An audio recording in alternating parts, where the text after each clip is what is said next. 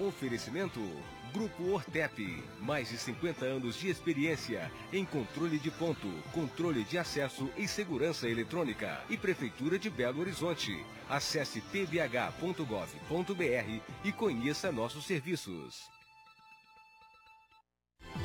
Olá, boa noite, semana começando, bem-vindos ao JA desta segunda-feira, dia 29 de abril. Veja os destaques de hoje. Polícia Civil prende 10 pessoas envolvidas em roubo de carga e tráfico de drogas. A droga saiu do estado do Paraná com destino a Belo Horizonte neste caminhão. De acordo com as investigações, parte dela seria distribuída na cidade de Sete Lagoas e também nos bairros Califórnia e Lindéia, aqui na capital. Enterrado o corpo do mineiro que teve um mal súbito e morreu durante o desfile no São Paulo Fashion Week. Dengue continua lotando hospitais e pronto atendimentos. E mais, prefeito de Belo Horizonte anuncia medidas contra a pobreza extrema.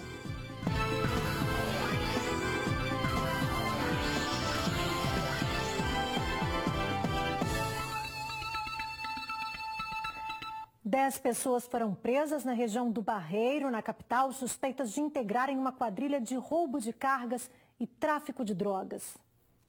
As 3 mulheres e os 7 homens foram presos no momento em que descarregavam a droga em um galpão na região do Barreiro. Com a quadrilha, a polícia apreendeu cerca de 800 quilos de maconha.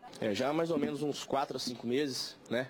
A equipe da delegacia da primeira Furtos e Roubos aqui do DEPATRE vinha investigando uma quadrilha especializada em receptação e roubo de carga.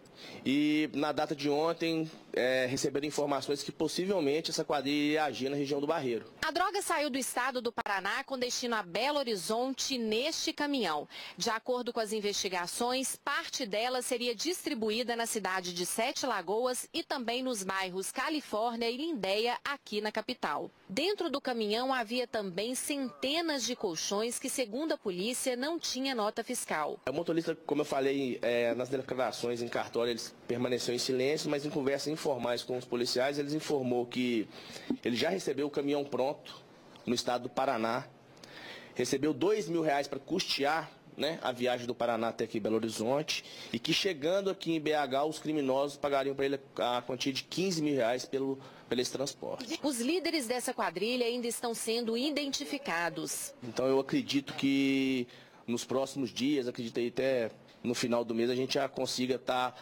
apresentando realmente os líderes desse pessoal aqui para o senhor. Mas de imediato todos já foram indiciados por associação ao tráfico e o tráfico de drogas. Agora vamos falar de saúde. Pacientes que aguardavam atendimento no serviço médico de urgência do Hospital do Ipsen que nos enviaram este vídeo. Tem pessoas deitadas no chão, aguardando dentro e fora da unidade que estava lotada. Os servidores que nos enviaram os vídeos e fotos disseram que a maioria das pessoas está com sintomas de dengue. Cansados de esperar, alguns deles chegaram a ir embora sem passar pela consulta. Em nota, a Ipsen disse que o sistema de classificação de risco pode ocasionar um tempo um pouco maior de espera aos pacientes que têm a condição classificada como menos urgente. Informou ainda que o Hospital Governador Israel Pinheiro registrou aumento na demanda justamente por conta da dengue e que todos os pacientes que procuram a unidade estão sendo atendidos. A cidade de Contagem, na região metropolitana, tem mais de 13.000 pessoas com suspeita de dengue. Os postos de saúde estão lotados. Uma jovem morreu nesse fim de semana com suspeita da doença. UPA JK lotada. Muita gente com sintomas de dengue. Dona Horacilda chegou cedo em busca de atendimento. A gente procura as unidades, né? Porque a gente está vendo a gravidade e nem por isso a gente é atendido. Seu Idelso reclama da demora no atendimento. Ele, a esposa e o filho estão com sintomas de dengue. Vim pra cá 4 horas da manhã com dengue, passando mal. Corpo todo doendo, cabeça doendo, mas agora foi atendido. Tá cada vez pior. E tem muita gente mesmo. De janeiro a abril desse ano, foram 13.405 pessoas com a suspeita da doença aqui em Contagem. 1.546 casos são confirmados. 3 pessoas morreram. A última, uma adolescente de apenas 17 anos, que perdeu a vida aqui na UPA JK na última sexta-feira. A morte dela também está sendo investigada. Essa paciente, ela foi atendida, há registro que ela foi atendida numa UPA no Barreiro, na nossa unidade básica de saúde na UBS Amazônia. Amazonas, passou por atendimento aqui na UPA JK, esteve internada, retornou para casa, porque a condição clínica permitia, segundo o protocolo, e retornou para a UPA já numa situação bastante agravada. O caso dela está em investigação. Na UPA JK, que é a maior da cidade, a média era de 450 atendimentos por dia. Desde o início do surto da doença, são 900. No local foi montada uma sala de hidratação. Desde janeiro, quando nós observamos o aumento do número de casos, foram abertas as 31 unidades sentinelas, todas elas providas de profissionais médicos. Aqui na unidade do JK, tem um aporte de mais 3 profissionais médicos. Abrimos essa tenda de hidratação e uma tenda de hidratação infantil no Centro Materno Infantil. São as medidas que estão sendo tomadas. E começou a funcionar no último sábado o Centro de Atendimento à Dengue no Barreiro, a região da capital que tem o maior número de casos registrados da doença. Outras 2 unidades do mesmo tipo vão ser abertas já na próxima semana nas regiões de Venda Nova e Nordeste. Nos primeiros dias de funcionamento do Centro de Atendimento à Dengue do Barreiro, a recepção ficou assim, lotada. Centenas de pessoas procuraram atendimento médico assim que começaram a sentir os sintomas da doença. Dona Márcia trouxe o filho Gabriel, de 16 anos, para ser atendido. O jovem sentia febre, muita dor no corpo e precisou tomar soro. Agora que eles colocaram ele na maca, porque aqui está lotado, está terrível o atendimento aqui. Eles foram colher as plaquetas dele, era meio-dia, até agora não chegou o resultado de exame, então aqui está muito cheio. Elizabeth também trouxe o filho ao CAD com suspeita de dengue. Os 2 chegaram por volta do meio-dia. As meninas também, tá? Tá é demorado, que eu não entendo por quê. Nós ficamos numa salinha lá na frente, passamos na mesinha ali, já passamos nessa sala e vamos voltar de novo. Criado para minimizar o sofrimento dos pacientes e agilizar os atendimentos, principalmente nas regiões onde o registro da doença é maior, o CAD recebe apenas pacientes com suspeita de dengue. O local funciona todos os dias, de 7 da manhã às 6 da noite, dentro do Complexo de Saúde do Barreiro e conta com profissionais altamente capacitados.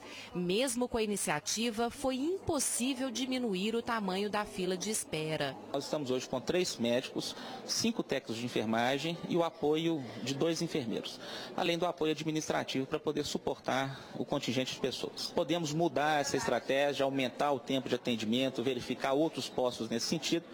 O que é feito é o seguinte, é colocada uma resposta e à medida que vai sendo visto a aplicabilidade dessa resposta, nós podemos mudar nossas estratégias. Outros 2 centros de atendimento à dengue serão abertos nas regiões de Venda Nova e Nordeste para desafogar os postos de saúde, UPAs e hospitais da capital, mas ainda sem data definida. Enquanto isso, Dona Ivonete, que acompanha a filha que está com dengue, faz um alerta. Tem que combater a doença, que é passar aquele fumacê que se passou antes, porque eu limpo minha casa, as pessoas limpam, mas as pessoas jogam tampinha na rua, jogam copo, porque tem que acabar com o foco da doença. Não adianta ir no posto, sempre vai ter pessoas doentes.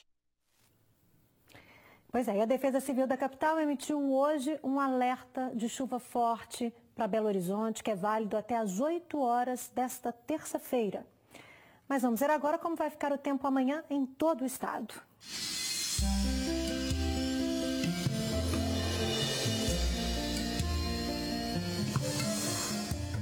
Céu nublado com chuva forte e trovoadas no Jequitinhonha. Há possibilidade de chuva no norte e aqui na região metropolitana. Névoa úmida na zona da mata e no sul do estado. Nas outras áreas, o sol aparece entre nuvens. Em BH, os termômetros registram mínima de 17 e máxima de 26 graus. Em Malacaxeta, a temperatura oscila dos 19 aos 32. Fica entre 14 e 30 graus em Cataguases. Vai dos 18 aos 35 em Itabarandiba. E em Pouso Alegre, mínima de 10 e máxima de 27 graus. O prefeito de Belo Horizonte, Alexandre Calil, anunciou hoje um conjunto de medidas contra a pobreza extrema, caracterizada por famílias com renda de até R$ 89 por pessoa. Veja na reportagem de Etel Correia. O prefeito Alexandre Calil assinou um decreto e 2 projetos de lei, além de um termo de cooperação com a Santa Casa de Misericórdia. Tentando colocar em prática políticas de ajuda a esse pessoal que precisa tanto, que é tão pobre. Nós aqui estamos hoje assinando convênios de extrema pobreza. O programa de assistência alimentar e nutricional emergencial é destinado a famílias de pessoas que não têm renda. O benefício é de R$ 100 por mês para aquisição de alimentos básicos. Ele substitui a concessão de cestas básicas. O prazo é de 6 meses, podendo ser prorrogado pelo mesmo período. O outro projeto de lei se refere ao PROFEG, Programa Família Extensa Guardiã, que já é implementado desde 2017 por meio de decreto. A ideia é evitar que crianças e adolescentes afastados das famílias de origem por determinação judicial sejam encaminhados para abrigos. O benefício é de um salário mínimo para os parentes próximos que assumam o cuidado deles. Já o decreto cria o benefício eventual para pessoas acompanhadas pelo Serviço de Assistência Social, o SUAS-BH. O valor é de R$ 100 por mês pelo prazo de 3 meses ou em parcela única de R$ 300. A família tem que estar inscrita no cadastro único, em acompanhamento dos serviços do SUAS. Esse é um aspecto importante. E são famílias em situação de extrema pobreza ou com renda zero, né? Então, a extrema pobreza se caracteriza aí com famílias de renda per capita de até R$ 89, mas a gente terá prioridades para aquelas sem renda. A nossa expectativa é que ainda esse ano a gente chegue a 1.000 famílias atendidas. Dados do governo federal apontam que o índice de famílias em situação de extrema pobreza aumentou nos últimos 3 anos em quase todas as capitais. Aqui em Belo Horizonte, subiu de 19% para 30% da população, o que contribui para o aumento da insegurança e da vulnerabilidade social. Segundo a secretária, os recursos estão garantidos no orçamento do município. A nossa previsão é que até o 2º semestre a gente tenha a aprovação na Câmara Municipal, que a gente faça o decreto de regulamentação, que já estamos trabalhando nisso, e que a gente inicie a execução ainda em 2019, até o mês de novembro, dezembro, a gente começa a execução desse programa. Já o termo de cooperação entre a Santa Casa e o município prevê que a funerária do hospital irá preparar os corpos de pessoas na extrema pobreza, que não podem pagar pelos serviços. Antes, apenas o sepultamento era garantido pela prefeitura. Um caminhão perdeu o freio e atropelou um pedestre hoje no bairro Ernesto do Nascimento, na região do Barreiro, em Belo Horizonte. O homem, de aproximadamente 60 anos, ficou inconsciente. Ele estava com um sangramento na cabeça, teve uma fratura aberta na perna direita e a esquerda foi lacerada. Ele foi socorrido pelos bombeiros e levado de helicóptero para o Hospital João 23, na capital. Em Divinópolis, 2 pessoas ficaram feridas depois de serem atropeladas por um trem. O maquinista contou para a polícia que não conseguiu evitar o atropelamento do rapaz, que durante a madrugada caminhava pela linha férrea em Divinópolis. Depois do acidente, o condutor parou a locomotiva para chamar socorro e só então percebeu que alguns metros atrás, uma mulher também havia sido atingida pela composição. Ele atropelou essa segunda vítima, que estava deitado próximo à linha férrea. Ele tentou parar a máquina, mas não foi possível. Como ele parou o veículo, né, do trem, posteriormente ele ficou sabendo aí que teria outra vítima próxima à Praça Candidez. Com o impacto da batida, o rapaz de 25 anos foi jogado dentro deste córrego. O Corpo de Bombeiros e o SAMU foram ao local para socorrer ele e a primeira vítima do atropelamento, uma mulher de 31 anos que disse estar grávida. A mulher, ela queixava de dor no tórax, né, com suspeita de fratura de costela, e o rapaz apresentava ferimento na face, com traumatismo craniano leve, e reclamava de fortes dores nas pernas, sem sinais evidentes de fratura. A polícia não acredita em tentativa de suicídio e trata o caso como atropelamento acidental. Segundo a PM, este local é bastante frequentado por usuários de drogas. A suspeita da polícia é que as vítimas estavam sob efeito de entorpecentes e por isso não perceberam a chegada do trem. Moradores da região dizem que durante a madrugada o movimento por aqui é intenso e os sinais disso são bem visíveis. há muita sujeira, garrafas de bebida, roupas e restos de comida espalhados pelo chão. O homem e a mulher já têm passagens pela polícia. Ambos com passagem por tráfico e uso de drogas. As duas vítimas foram levadas para a UPA de Divinópolis e não correm risco de vida. Foi enterrado hoje, às 5 da tarde, em Manhuaçu, o corpo do modelo que morreu durante um desfile no São Paulo Fashion Week. Thales Cota, de 25 anos, teve um mal súbito na passarela do maior evento de moda do Brasil. Ele chegou a ser socorrido para um hospital de São Paulo, que confirmou a morte. O corpo dele foi velado e enterrado em Manhuaçu, na zona da Mata Mineira, onde ele nasceu. Uma onça foi vista passeando tranquilamente no Jardim Botânico de Juiz de Fora, na zona da mata. O animal estava sumido da região há 80 anos. O vigilante do local fez imagens, olha só. Estas imagens foram registradas por vigilantes do local. Olha lá ela. Uma onça, cara. O animal ameaçado de extinção não era visto na zona da Mata Mineira há pelo menos 80 anos, segundo o professor especialista na biologia da conservação e comportamento animal. A onça-pintada é símbolo da biodiversidade brasileira e da preservação ambiental da Mata do Crambeque, um dos últimos refúgios da floresta atlântica na nossa região. Especialistas acreditam que se trate de um jovem adulto. O sexo ainda não foi confirmado. A ocorrência dessa onça pintada aqui na região, como é um evento muito raro, que há muitos anos não se tinha notícias sobre esse animal vivendo por aqui ou passando por aqui, sem dúvida isso já chama muita atenção. É um animal importante nacionalmente, são animais grandes, eles precisam de recursos naturais. Agora, a Universidade Federal de Juiz de Fora e órgãos ambientais nacionais vão planejar ações para manter a segurança da onça e da população. A visitação do Jardim Botânico foi suspensa. Um técnico do Centro Nacional de Pesquisa e Conservação de Mamíferos e Carnívoros vem para Juiz de Fora monitorar o animal. Ainda não há previsão de reabertura do Jardim Botânico. E a decisão de fechar o Jardim Botânico se prendia, por um lado, com a preocupação de garantir a segurança dos visitantes, apesar de ser um animal de hábito noturno, mas também garantir a segurança do animal. Daqui a pouco aconteceu hoje mais uma audiência do caso do fisiculturista que foi morto em uma boate da capital. E ainda, quer ir ao Festival Brasil Sertanejo? Depois do intervalo eu te passo o número para você concorrer a ingressos. É já já, não saia daí.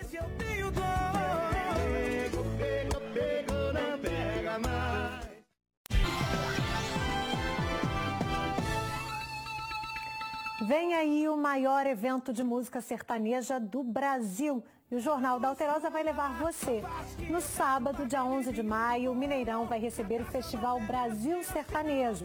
Quer concorrer a 2 pares de ingressos? Então ligue agora para o 3209-0966. O DDD é o 31 e participe. Vai ter Zé Neto e Cristiano, Henrique e Juliano, Felipe Araújo, Léo Magalhães, Bruno e Marrone e muito mais. Ligue agora, 3209-0966, DDD 31. A nossa produção vai entrar em contato com os ganhadores. Boa sorte! E toda vez que você me disser oi, eu vou responder só. Está sendo realizada até agora à noite a terceira audiência de instrução do processo que apura a morte de um fisiculturista em uma boate no bairro Olhos d'Água, região sul da capital. O dono da boate e 3 réus já foram ouvidos no primeiro tribunal do júri, no Fórum Lafayette. A terceira audiência foi de portas fechadas e começou com 1 hora de atraso. O juiz Marcelo Fioravante ouviu Daniel Zago, um dos donos da boate, e 3 dos 5 réus do crime. 2 estão foragidos. O fisiculturista Alain Pontelo foi morto por seguranças da boate Hangar 677, no bairro Olhos d'Água, no dia 2 de setembro de 2017. Segundo testemunhas, a vítima foi abordada no banheiro por 2 seguranças que o conduziram para uma área restrita onde teria sido espancado até a morte. No dia do crime, a PM teria sido chamada ao local com a denúncia de que Alan estaria portando drogas. No entanto, o exame toxicológico feito no corpo do rapaz deu negativo. Vamos aguardar, né? O JA termina aqui, você fica agora com o SBT Brasil. Amanhã a gente volta a se encontrar a partir das 7h15 da noite. Uma ótima semana para vocês e até lá. Tchau!